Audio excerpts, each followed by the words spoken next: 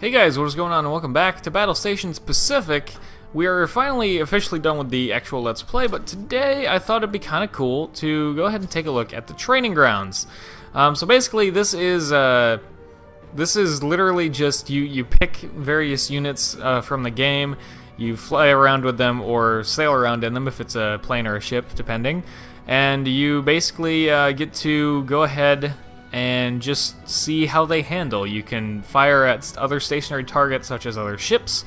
There are little dummy targets that float down by parachutes. If you're playing flying as a plane or flying in a plane, you can practice your, not necessarily dogfighting, but you can practice using the machine guns on those. So it's just kind of a neat little thing to maybe get you used to the controls, how different aircraft handle, and things like that. So I thought today, I thought I would break this up into two videos because there is Imperial Aviation Training, Imperial Naval Training, U.S. Aviation Training, and U.S. Naval Training. So I thought I would break this up into two videos. We'll do Japanese today, and we'll do American stuff tomorrow.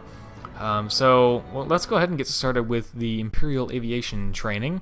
I'm not going to spend an incredible amount of time on every single individual aircraft, because if you've seen the Let's Play, we've used most of these things pretty extensively. Also, I should mention a weird thing about these training grounds is campaign unlocks that you get through the campaign are not actually available in the training grounds, which is really strange, but I guess it's the game's way of saying, like, hey, you gotta actually work for this stuff, because these training grounds are available from the beginning. So here's a quick tutorial. You can pause and read that if you like. There's one more. Yep, there it is. I knew that one was gonna come up. But yeah, I guess it's the game's way of like not just letting you have all the all the really good stuff just in the training grounds to play around with. They want to make sure you actually earned it. So we are doing aviation training right now, but you can see we still have the shipyard. Now what's up with this? Oh yeah, there's scout planes. You probably forgot about these. Now as you'll notice, things like the Emily are not in here, as well as if we go down here to the headquarters, you can see we do not have our Shindens, which we definitely unlocked, but as you can see, they're not in here. So, like I said, I don't want to spend an insane amount of time on these guys, because we have seen all of them before, but we probably have not seen Zeros with bombs. Also, you can only launch one unit at a time, so this could turn into a little bit of a thing. Also, there are objectives to do, but you don't like have to do them necessarily. You really don't. You can just kind of go off and do whatever you want. So like this ship here is the objective. Also, when you do all of the objectives, all three of the training ground progress that you see up there, then it actually kicks you out of the training grounds back to the main menu, which we don't want. Well, I don't want, because I'm trying to show stuff off. So yeah, here's a Zero. We've seen this a million times in the Let's Play, in the main series and whatnot.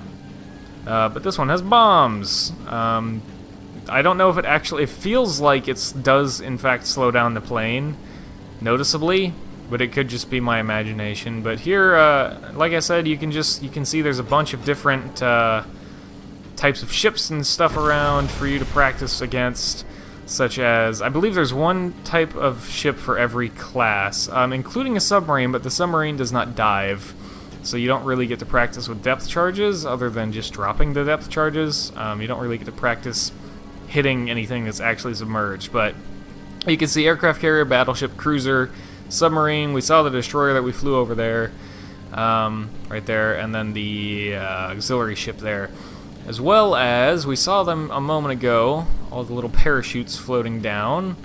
If I can find them again. I saw them. Where did they go? Ah, there they are, the dummy targets. So these are just little targets floating underneath parachutes for you to practice shooting at, like so, and they kind of fall in a line, kind of, so you can practice strafing almost as well, like so. And one more, and got it. So that's that. So that's basically how these training grounds work. As far as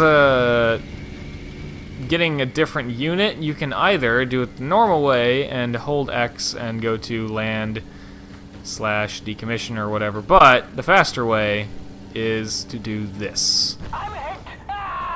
Yeah, that's the significantly faster method. So I'm gonna basically just what's going on here?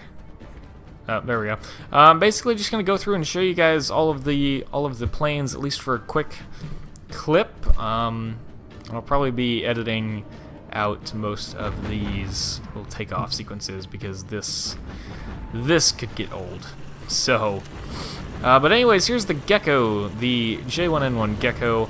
I think we did use this in the campaign, if only briefly. And now this, you can see this auxiliary ship is actually getting close enough to come victim to the AA guns on the actual base, the airfield itself, which is kind of amusing. But yep, here's the Gekko, twin-engine fighter. Like I said, I'm pretty sure we have seen this at least once in the Let's Play. And this is what happens when you do one of the objectives in the training grounds. So if we set that as a target, now basically we can go ahead and take a nice look at the plane. Nice reflection on the glass, by the way. It's really good. Ooh, there's a little window under there. I'm probably gonna crash doing this. Look at that. Look at all that. I never even noticed any of that before. Really cool. Good like graphics in this game. Like, I gotta say, for when this game came out, like, this is actually really good. Look at that. Look at the detail on the wings and the engines, the paint job. Really awesome look. So that's the Gekko. I'm gonna go ahead and switch planes, and I'll pick you guys up in a second. Alrighty, so now we're bringing out the J2M Raiden, and as you can see, I have rockets. I know we've used Raidens in the campaign before, but I'm pretty sure we never used the rockets on these guys, so this ought to be good. Let's see what we can do to a little tin can over here. We shot at the magazine, but we appear to have not actually hit the magazine, or at least we haven't made it explode. But here's the little Raiden. It appears to have 4 like 20mm cannons in the wings, which is actually insane. On top of the rockets too. All of that put together is actually pretty crazy. But it appears that the rockets do not do, hardly anything at all to the destroyer. So clearly they're not as big as the Corsair rockets are, because the Corsair rockets, as we saw in Mission 12, I think, of the US campaign, absolutely shred even destroyers. So there's the little Raiden, speedy, tiny little bugger. Let's try to get a target selected here. Ah, there we are. Look at that. Look at that. Isn't that so cool? I love the detail in this game. It's so cool.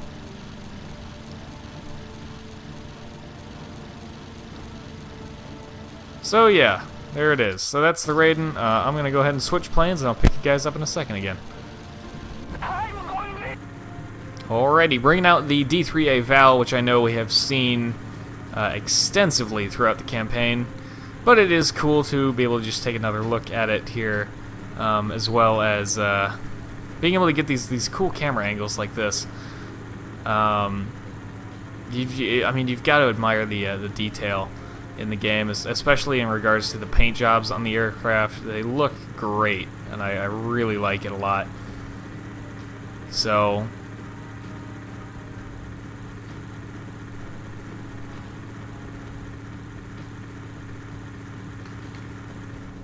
and I'm gonna crash, but we've seen the Val a ton, so there's that, and let me go ahead and grab another plane for you guys here. Alrighty, rolling out the D4Y Judy. This is the newer dive bomber, basically, that replaced the Val later on in the war, and it's basically the same as far as like concept, you know, what it does. It's a dive bomber basically, so it's a bomber. It has a bigger bomb load, and this one, in the game at least, can carry depth charges, which is pretty neat. So if we just go ahead and obliterate the side of that little tin can there. Here's basically what it looks like. It's pretty cool. I I don't know what that little scoop on the bottom of it is called. I assume it's an air intake of some sort, but I don't know what it is actually called, or if it even is an air intake. I assume that it is, but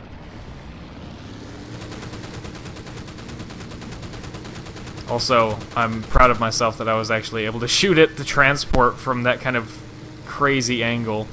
But anyways, yeah, there's the D4Y Judy, and it is time for me to pick another plane. Okay, bringing out the KI-43 Oscar.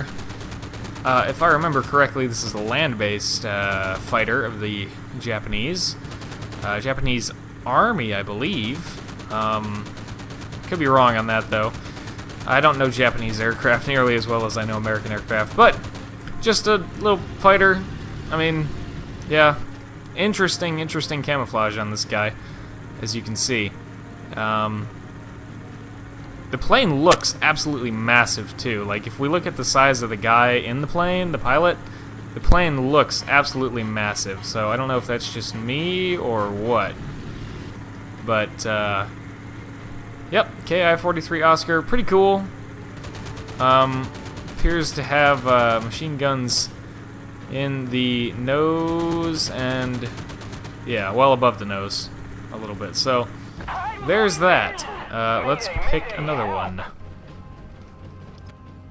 So let me just go ahead and run through these here, because we've seen a lot of these guys before. B5N Kate we've seen a million times throughout the campaign. The Jill I don't think we've seen quite as often. The Nell and the Betty I know we did not use a ton. So let's start off with the Jill here, the B6N Jill, and check this guy out. Because it's basically the upgraded version of the Kate torpedo plane. This is the, much like the Judy is the quote-unquote upgraded Val, this is the quote-unquote upgraded torpedo bomber. So let's see if we can actually sink this tin can once and for all, though he's probably gotten a lot of his health back. But let's go ahead and do this anyways. So we'll drop this, then we'll go like this, and watch our torpedo hit. Like so. Neato. And I'm turning the wrong direction and everything. There we go, that's what we want. Get a nice shot of the plane.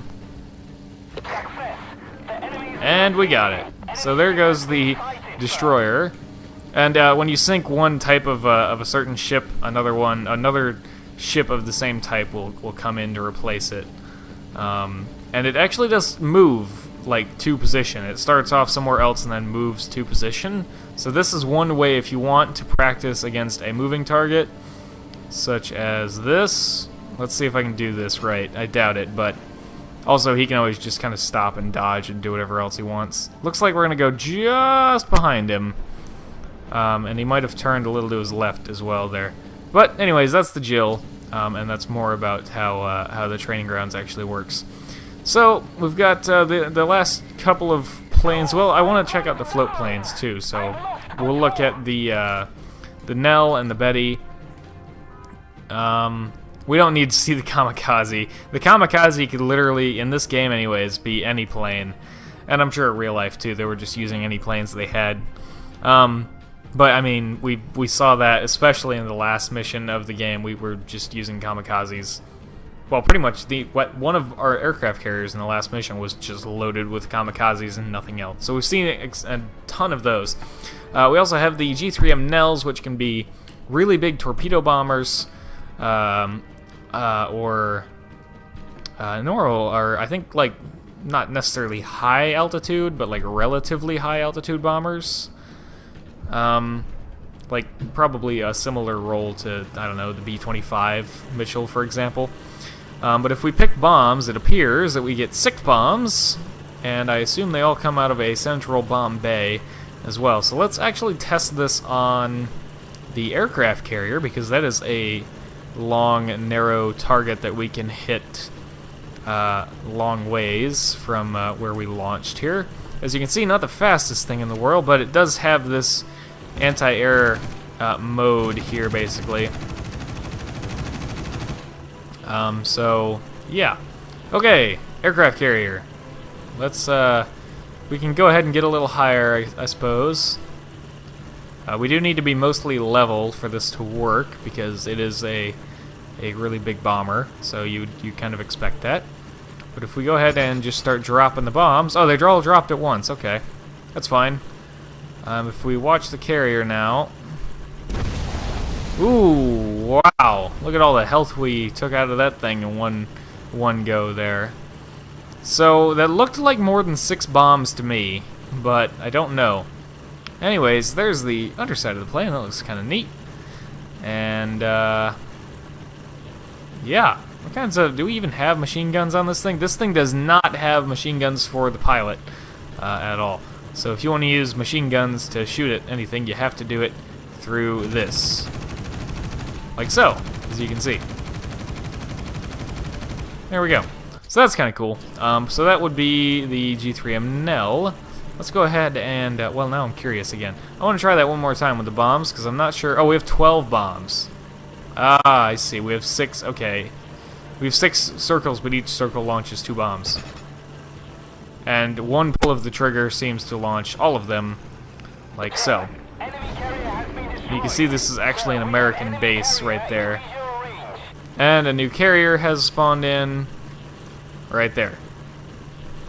And you can see the other one still burning in the background. So, that's the Nell. Let's go ahead and swap out to the Betty, I believe, is the last normal plane, and then we'll look at the float planes as well, since we had very, very, very limited use of those in the campaign. That much I know for sure.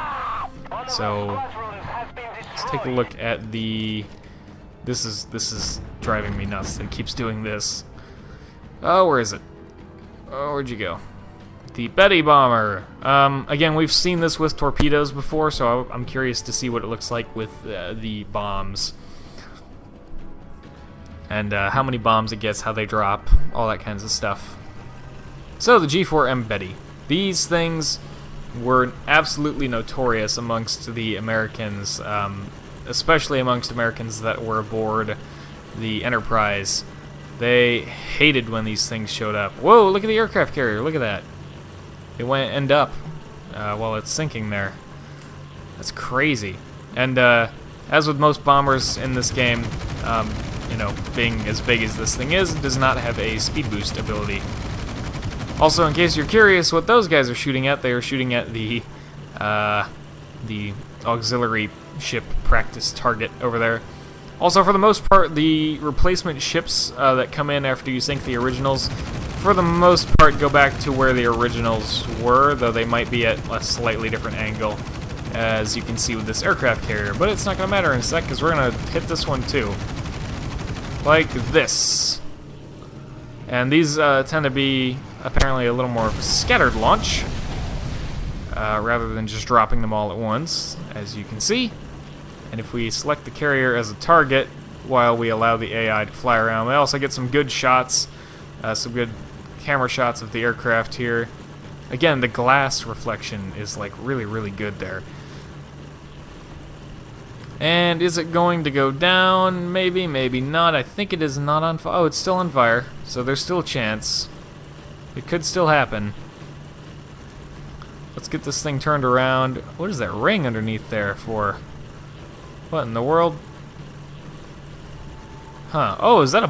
What? Oh, okay. No, that's the landing gear. I thought that was a ball turret underneath there. I was like, what? I didn't know that had ball turret. A ball turret underneath, but... No, just part of the landing gear. And we got another one. So, those are only escort carriers, so don't get too excited about how much damage we were doing. But as you can see, these bombers were very, very lethal. So, the last thing to look at are the float planes, which involves... This is driving me nuts. Stop doing that. Going to the shipyard, so as you can see, all of these float planes here have the option for depth charges or bombs. I'm gonna go ahead and run with bombs on these guys because depth charges are not going to be helpful to us at all here. So as you can see, we actually start in the water, and it's actually our responsibility to take off by increasing the throttle and whatnot, like so. And since we're right next to it, why don't we go ahead and hit this destroyer just for funsies? Because he made the mistake of sitting right in front of where these little planes spawn. Kaboom! I think only one of those hit. I think one of them just barely missed. So yeah, the float planes. They, this one and maybe the other, the Jake, I think can be launched from, I know this one can be launched from carriers or battleships, bigger ships, you know, that have catapults. I don't know about the Jake. Like, maybe, but I don't know. Yeah, the really big float plane obviously cannot be launched from the deck of anything, but we'll go ahead and take a look at those now. Shipyard. The Jake, as you can see, is a monoplane. A monoplane float plane, unlike the Pete was. So we'll take a quick look at this. I believe this is actually the one you had to the same type of plane that you had to capture in the U.S. campaign mission where you're playing as the submarine for most of the time. So either it's just my imagination or this one is actually slower. It looks like I forgot to switch to bombs instead of depth charge, or yeah, bombs instead of depth charges. But as you can see, you can kind of sort of use depth charges as bombs. So here is the Jake. It seems to be less maneuverable and slower and stuff, but it also appears to be bigger and capable of carrying a heavier bomb load. So just to prove my point again here, there's nothing really to test the depth charges on properly. So if we just do that, whoops, I missed one. I forgot to drop one. Yeah, I mean, you don't really get a lot of good practice with the depth charges here in the training grounds, just because there's no like actually submerged targets. So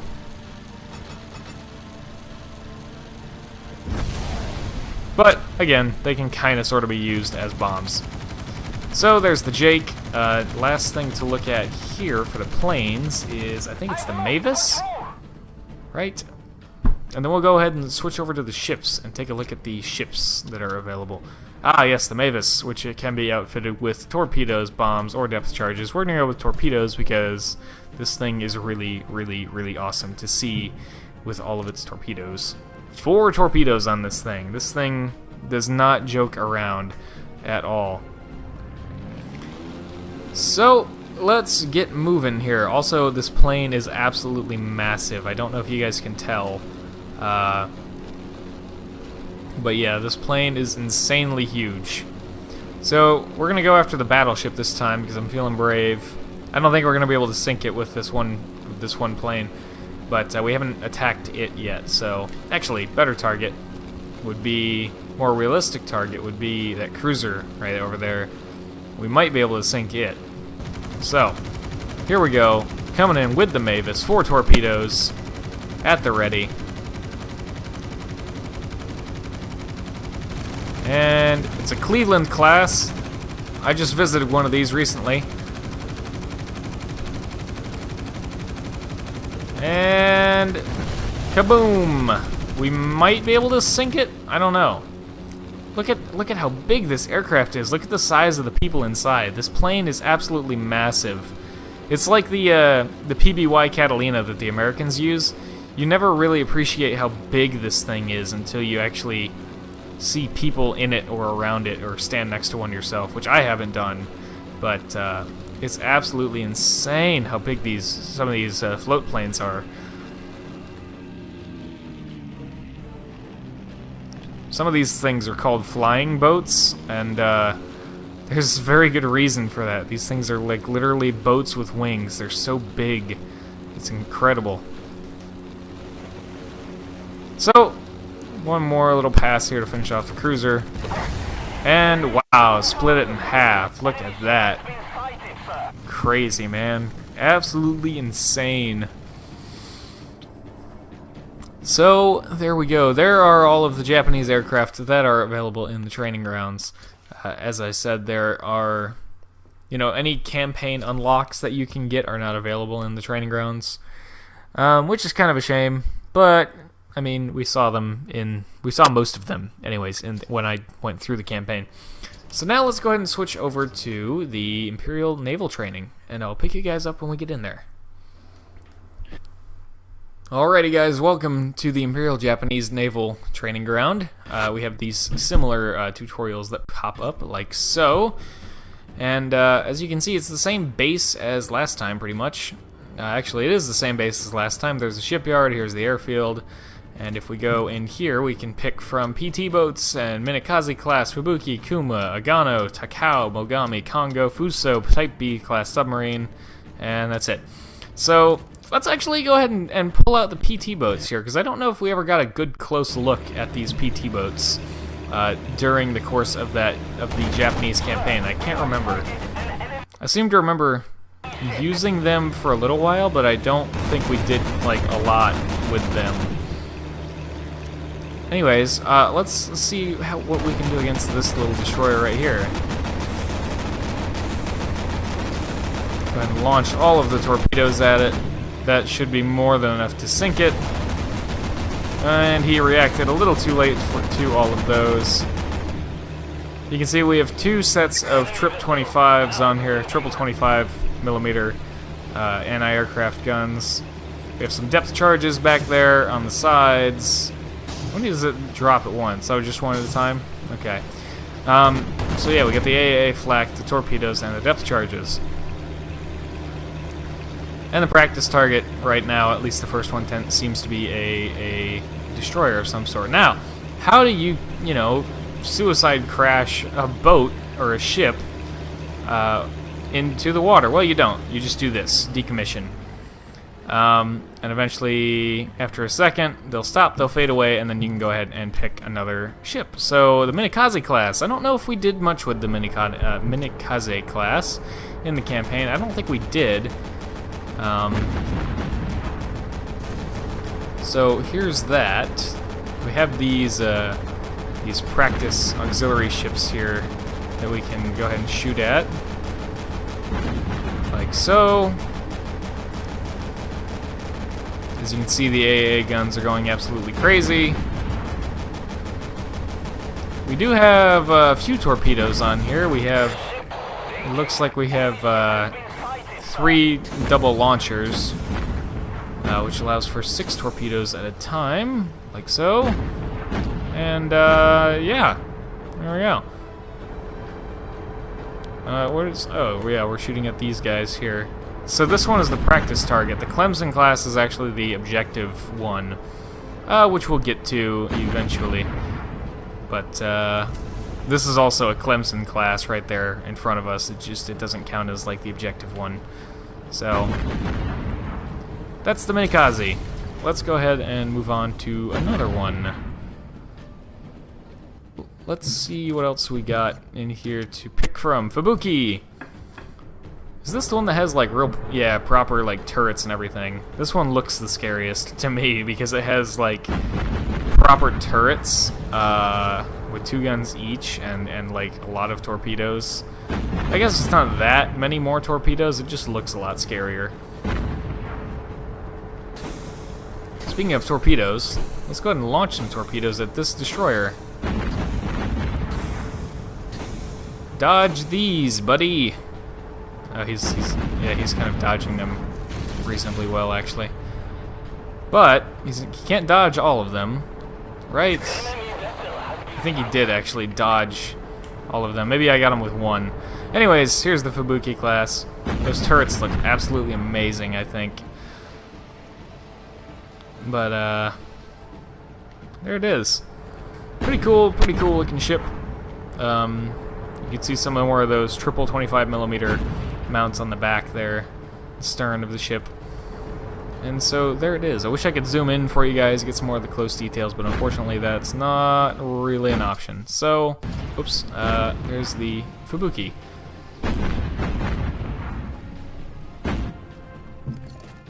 Oops. Next up we have the Kuma class, which I don't think we actually played around with a whole lot in the campaign. But it has quite a few guns, as you can see, to say the least. And got some torpedoes here. It looks like we only have, I don't know, 6 torpedoes, but they're on each side, so 6 torpedoes on each side. So that's pretty good. That's actually the same as the Minik class, but this is even better because it's 6 per side, not 6 in the center line. And obviously, like we said before, lots and lots and lots of guns. I don't know about AA. AA does not seem great. No, especially not since the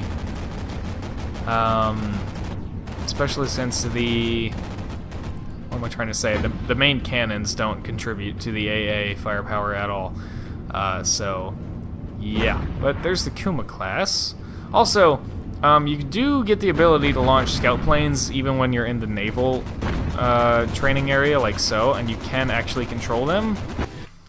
So this is basically like, technically you can have 2 units that you can control, or at least more than 1 unit that you can actually control. It's just not like, if you're in the naval simulation or naval training, you wouldn't necessarily be interested in using aircraft other than figuring out what the button is to launch said aircraft. So there's that. Let's see what's next.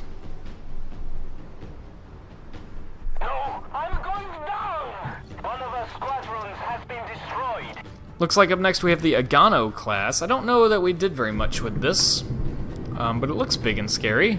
Oh, it doesn't have a lot of guns, though.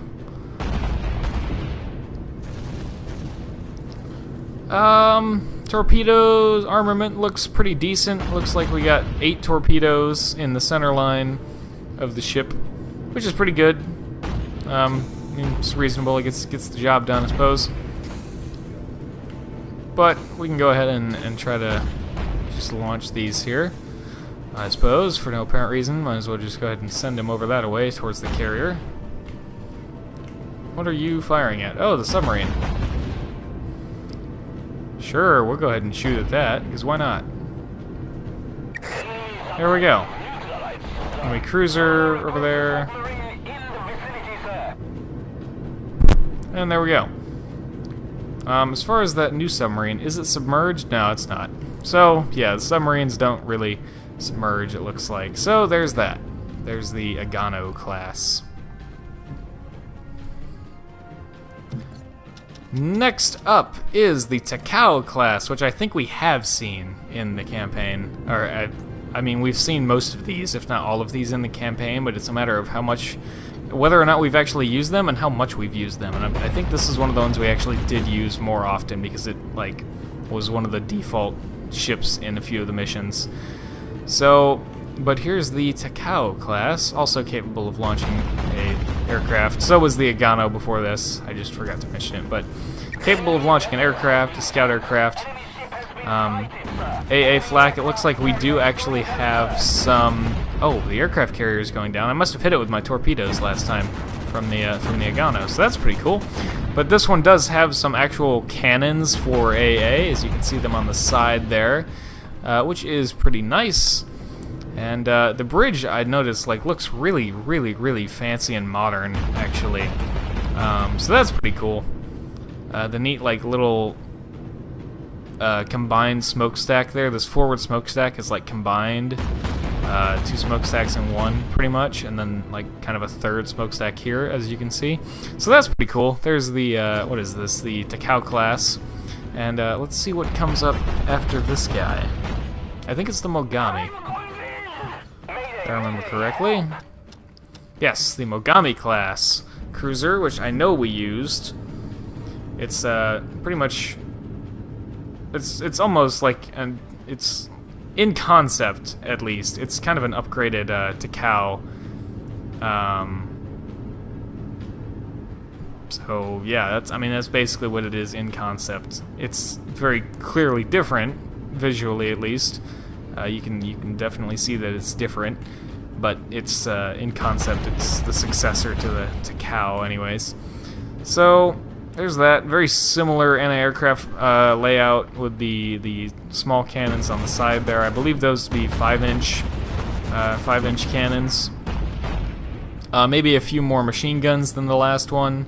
Also capable of launching a scout. So yeah, there it is. That's Mogami.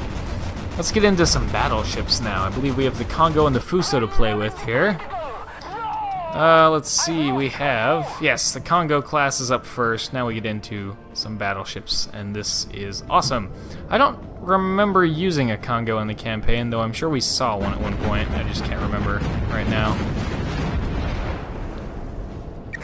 So yes, the Congo class fast battleship, and it is fast for sure. So if we turn this way, we can actually get all of the, or most of the barbettes on the port side to fire at this little transport ship here. Like so. Let's get a nice broadside on this guy. Boom!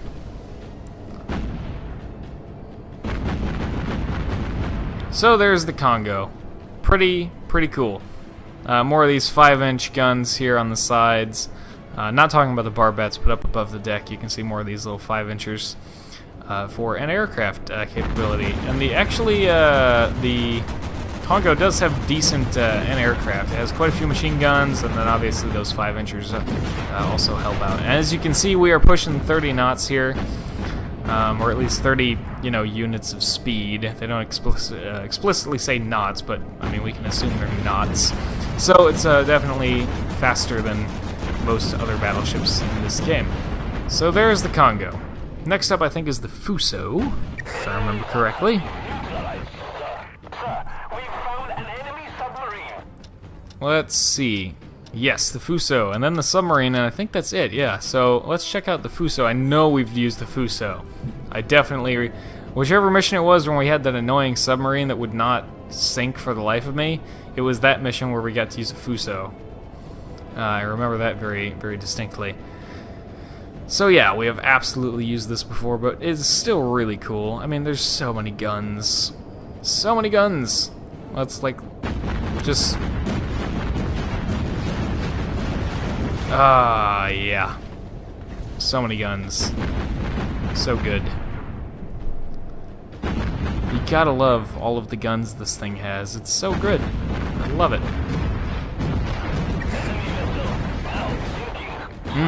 What a tasty broadside that is. So you can see some more 5-inch guns. You can see one right there. And another one actually on top of the aft bridge back here, one on each side, which is actually pretty crazy to think about. That is the 5-inch gun I would never want to be in or manning during an air attack. But yeah, there's the Fuso. Last up is that submarine, and I think that'll do it for this video. So the Type B class submarine. And here we go. It looks like we have one deck gun back there. We sure do. We have torpedoes. All of them fire forward. We have no rear-facing torpedoes at all. Nope. We have some AA here. We have one little machine gun right there, and that's all we have. Even the deck gun does not contribute to the AA. And it looks like we have a plane. We do! We have a scout plane. Is that a Jake? It is a Jake. So you can launch Jakes from some ships. Oddly enough, a submarine of all things. I knew the I-400 could launch submarines. I did not know the Japanese had other types of submarines that could also launch aircraft. So that is pretty cool. I mean, I would go ahead and submerge it, but I mean, we know what that looks like. And at least this way we actually get to see some details of the submarine that we might not otherwise. Something I noticed too is that the rudder actually does turn. If you look at the rudder back there on the submarine, it does actually move, which is a really nice little attention to detail that even World of Warships doesn't have right. Like, even the rudders in World of Warships don't move, which you would really expect them to. The props turn, which is cool, but even the rudders in World of Warships don't move, which is pretty surprising to me. But torpedoes wise, we have 6 torpedoes forward, 0 torpedoes aft, which is unfortunate. But let's go ahead and launch some torpedoes at these ships here and see what kinds of damage we can do. We're gonna miss the transport, but that's okay because we have artillery and AA for that. Oh, we got one hit on the transport, it looks like. Get this gun firing here. There we go.